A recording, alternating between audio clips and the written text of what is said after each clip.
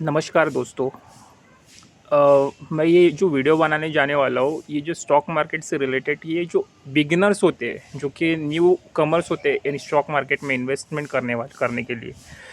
उनके लिए कोई भी स्टॉक्स खरीदने से पहले ये कुछ सिंपल स्टेप्स आपको फॉलो करना पड़ेगा। तो इन फ्यूचर आपकी स्टडी अच्छी होगी और आपको मतलब भरोसा रहेगा कि जो भी आपने कंपनी खरीदी है वो बेस्ट कंपनी है। आइए चलो स्टार्ट करते हैं फ्रॉम द पॉइंट नंबर 7।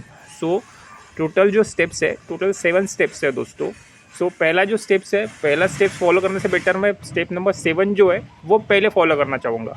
जो स्टेप नंबर 7 है वो पहले फॉलो करते हैं दोस्तों। स्टेप नंबर 7 जो है तो सिंपल, आपके पास में जो एक्सेस मनी है, जो एडिशनल मनी जिसकी आपको ज़रूरत नहीं है अगले 5-6 साल या फिर अगले 2-3 साल, वही पैसा इसके अंदर आप इन्वेस्ट कीजिए। ठीक है, घर का आपको ज़रूरत का पैसा होता है वो आपको इन्वेस्ट करने की ज़रूरत नहीं है।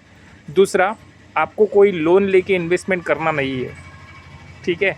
तीसरा, कभी कभी क्या होता है, कोई मतलब गहने गिरवी रख देता है, कोई लोन लेता है, कोई घर गिरवी रख देता है और स्टॉक मार्केट में इन्वेस्ट करता है।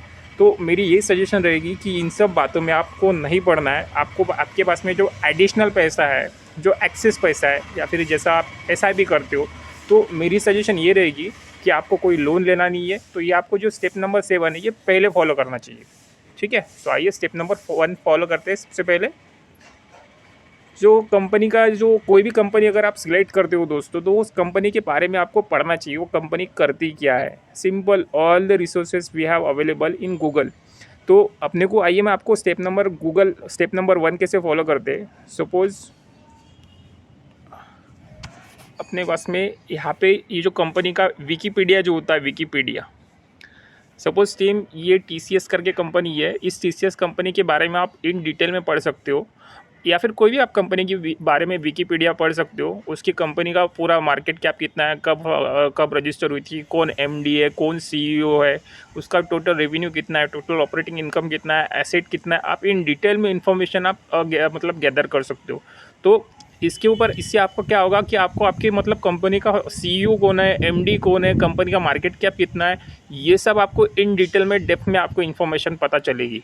तो मेरी यही सजेशन रहेगी, कंपनी में कोई भी स्टॉक खरीदने से पहले आपको ये स्टेप फॉलो करना है। तो स्टेप नंबर 2 देखते हैं दोस्तों। All the stocks are chart pattern.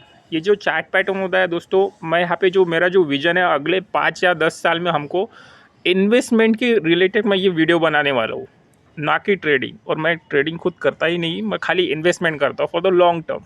ठीक है, जो कि मेरा विजन है अगले 5 या 10 साल। तो मेरी यही सजेशन रहेगी, मैं ये जो वीडियो बनाने वाला हूँ ये एजुकेशन पर्पज़ के रिलेटेड वीडियो बनाने वाला हूँ। ठीक है।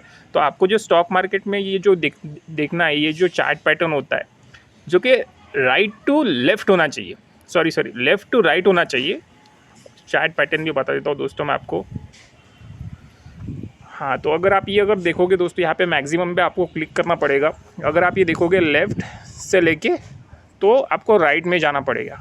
तो ये जो एस फॉर्मेट में ये जो कंपनी होती है, तो इसमें आपको पता चलेगा कि मतलब ये कंपनी प्रॉफिट में कंपनी है। ठीक है, ये जो कंपनी लॉस में वाली कंपनी नहीं है। और यहाँ से आपको पता चलेगा मार्केट 52 हाई और 52 वीक लो कितना है। तो इसकी तरह आप इसके ऊपर आप SIP कर सकते हो। ये जो मैं वीडियो ये जो बता रहा हूँ, ये एग्जांपल के तौर पे। हाँ, तो मैं आपको डाउन ट्रेंड वाली भी शेयर्स मतलब चार्ट पैटर्न बता देता हूँ दोस्तों।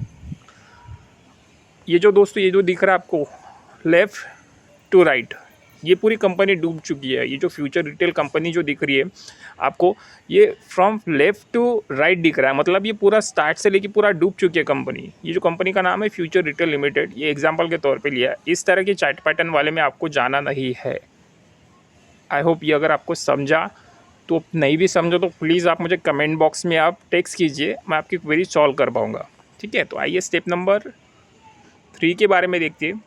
स्टेप नंबर 3 के बारे में, share holding chart pattern. As per the SEBI government, as per the SEBI rule, SEBI ये जो एंटिटी होता है, ये पूरा स्टॉक, जो भी स्टॉक्स खरीदता है, इसके पीछे का जो एक पुलिस के पीछे ऐसा CBI होती है, जैसे कोई भी मतलब स्टॉक मार्केट के पीछे सेबी रजिस्टर होती है।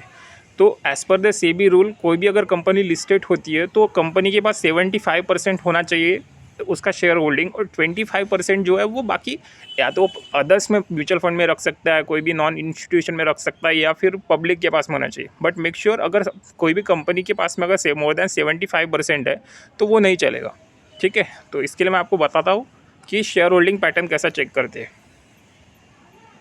ये जो दिख रहा है दोस्तों आपको, ये कंपनी का नाम है TCS। ठीक है, ये NSE की साइट पे जाना पड़ेगा, यहाँ पे कंपनी का नाम डालना पड़ेगा आपको।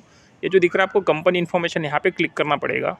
और ये जो दिख रहा है शेयर होल्डिंग पैटर्न दिख रहा है आपको दोस्तों, यहाँ पे लेस देन 75% है तो ये चलेगा, और 27% पब्लिक के पास में। तो शेयर होल्डिंग पैटर्न इस फॉर्मेट में होना चाहिए। अगर मोर देन 700 मतलब प्रोमोटर के पास में अगर मोर देन 75% है तो उसमें कभी भी OFS आ सकता है। अगर सपोज़ मेरी कंपनी अगर मेरे पास में अगर मोर देन 75% है तो मुझे एज़ पर द गवर्नमेंट मुझे वो ऊपर की जो मतलब मोर देन 75% के जो शेयर्स होंगे मेरे पास में वो मुझे पब्लिक के लिए अवेलेबल करने देने होंगे, और मुझे वो डिस्काउंट रेट में अवेलेबल करने होंगे। ये इसके पीछे का लॉजिक है। तो उसी के साथ में ये चेक करना पड़ेगा यहाँ पे प्रोमोटर डिटेल्स। ये जो दिख रहा है दोस्तों कॉलम नंबर C, यहाँ पे 0 होना चाहिए। अगर आप देखोगे तो ये जो कंपनी है ना 0.48% के कंपनी ने शेयर्स गिरवी रखे। ठीक है, तो आपको इस फॉर्मेट में अगर यहाँ पे 0 होना चाहिए एक्चुअल में। ये जो दिख रहा है आपको यहाँ पे कॉलम नंबर C ABC, तो यहाँ पे अगर ये कंपनी के अगर 0.48 कंपनी ने जो शेयर्स रखे हुए जो कि गिरवी रखे हुए, ठीक है, इस तरह से आपको पता चलेगा कि कितने % इन शेयर्स मतलब गिरवी रखे हुए। स्टेप नंबर 4 के बारे में आपको बताना चाहूँगा, कंपनी फाइनेंशियल्स में इसके अंदर आपको पता इन्फॉर्मेशन गैदर निकालनी पड़ेगी। कंपनी की बैलेंस शीट कैसी है, कंपनी का प्रॉफिट एंड लॉस कैसा है, और कंपनी डेट फ्री है या नहीं। Step number 5 and step number 4 यहाँ पे हम लोग पूरा कंबाइन करते हैं।